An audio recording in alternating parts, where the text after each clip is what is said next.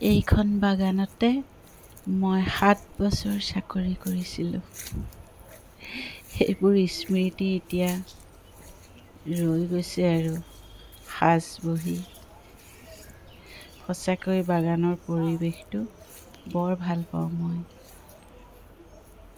ইমান মনোমোহা পৰিৱেশ চাহ বাগানৰ।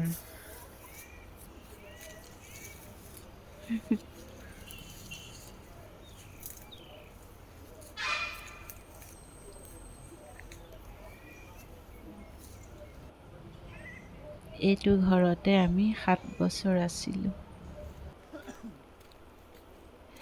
মোৰ বুবুটো যে চাহ বাগানৰ মাজে মাজে সি দৌৰি ফুৰিছে। তাক মাতি মাতি আনিব পৰা নাই। গোটেইটো চাহ গছৰ মাজত দৌৰি দৌৰি মতলীয়া হৈ পৰিছে।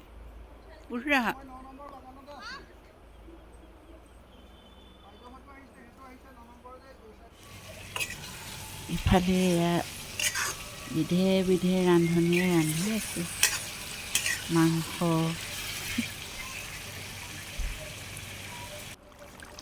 এয়া মাছ বনাইছে। সদায় খাই থকাবোৰ যদিও আজিৰ সাজটো খাই কিবা যেন বেলেগ এটা সোৱাদ অনুভৱ কৰিলোঁ।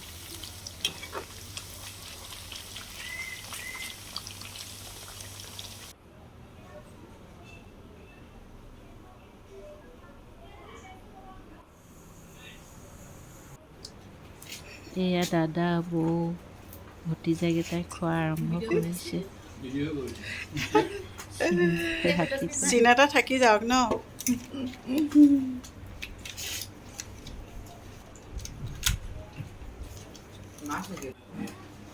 দাদা ভাইটিয়ে এয়া খাই আছে। শেষত মই ভণ্টিহঁতৰ লগতে বহিলোঁ খাবলৈ।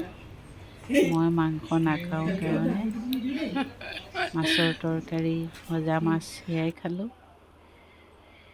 খাই বৈ উঠি এয়া গোটেইবোৰ একেলগে বাগানৰ মাজত ফটো উঠিবলৈ বুলি ওলাই গ'লোঁ।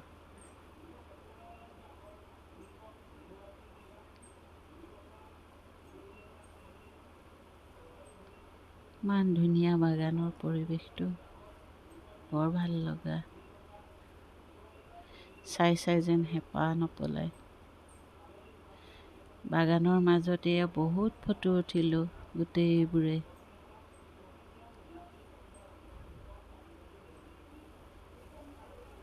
এয়া বৰপানী নদীৰ সৌন্দৰ্য।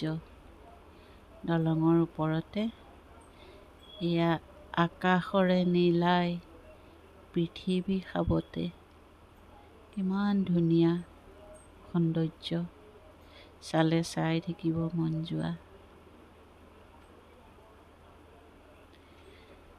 সন্ধিয়া ফুৰি চাকি গোটেইবোৰ আকৌ ঘৰলৈ ঘূৰি আহিলোঁ।